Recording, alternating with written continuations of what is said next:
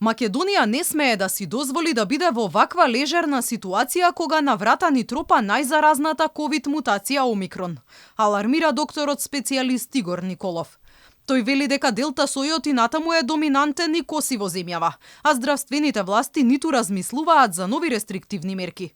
Николов е дециден дека никој не може да го запре новиот коронасој да влезе во Македонија, но вели не смее да се дозволи неконтролирано ширење, бројот на нови случаи рапидно да расте, а тоа да го оптовари и онака истрошениот здравствен систем. Сведоци сме дека сите земји спроведуваат некаква препорака или некаква контрола на сопствените граници, не значи дека тие треба да се затворат границите, но не може да се препорачат тие што влегуваат од земјите каде што има Омикрон да се следат, да се тестираат еден ден од кога ќе влезат. Постојат повеќе начини на кои што може да се препорача, тоа епидемиолозите најдобро го знаат, но за жал кај нас не одлучуваат тие, кај нас одлучува некој во владата која што во моментот има премиер во оставка. Николов алармира дека ниту мерките не се почитуваат, ниту пак надлежните го контролираат кршењето на протоколите за заштита од вирусот.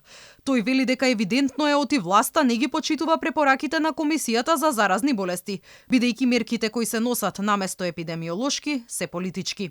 Сами знаеме дека нити некој ги почитува, нити некој ги практикува, нити некој контролира дали се спроведуваат, така да или се спроведуваат селективно на одредени места и сето тоа практично повторно не загрозува, односно загрозува популацијата, го загрозува јавното здравје и еден ден ќе го отвори прашањето доколку имаме голем број на жртви починати од нареден бран, чија ќе биде одговорност. Како е поставена ситуацијата?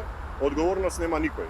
Ниту Комисијата за заразни болести, ниту министерот за здравство, ниту владата која што донесува нешто што донесува, ниту па некој што контролира тоа што е донесува. Се наоѓаме во една целосно лошо диригирана и лошо испланирана и лошо водена стратегија која што дава резултати, за жал резултатите чинат живот.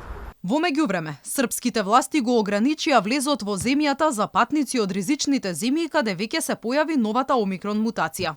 На белградскиот аеродром се тестираат 7 патници кои доаѓаат од 7 африкански држави, пошто тие одат во карантин од 14 дена.